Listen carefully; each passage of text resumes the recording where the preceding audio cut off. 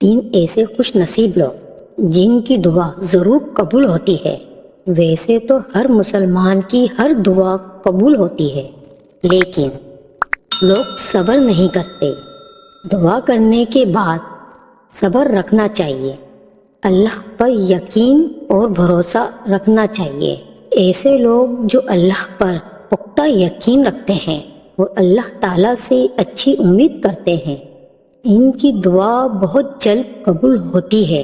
یہی لوگ صبر کرنے والے ہوتے ہیں اور اللہ تعالیٰ انہیں اپنی رحمتوں سے نوازتا ہے۔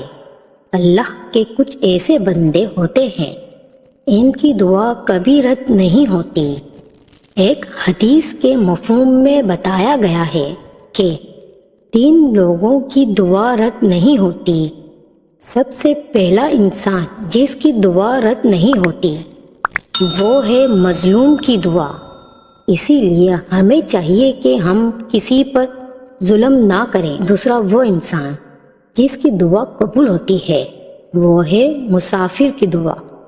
وہ انسان جو کسی نیکی کے کام کے لیے سفر کر رہا ہو یا دین کو پھیلانے کے لیے سفر کر رہا ہو تو اس کی دعا بہت جلد قبول ہوتی ہے۔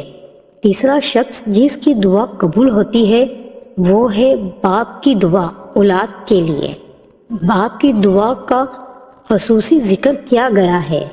ہمیں چاہیے کہ ہم جب کوئی کام کرنے لگیں یا کوئی بہت ہی ضروری مقصد کے لیے کہیں جا رہے ہوں تو باپ کی دعائیں لے کر جائیں اور باپ کی دعاؤں کے سائے میں رخصت ہوں۔ ہمیں چاہیے کہ ہم اپنی ماں باپ دونوں کے ساتھ اچھے سلوک سے پیش آئیں، ان سے دعائیں لیں، ان کا بڑھاپے میں سہارا بنیں۔ یہی ہمارے لیے دنیا میں کامیابی کی وجہ بنے گی انشاءاللہ۔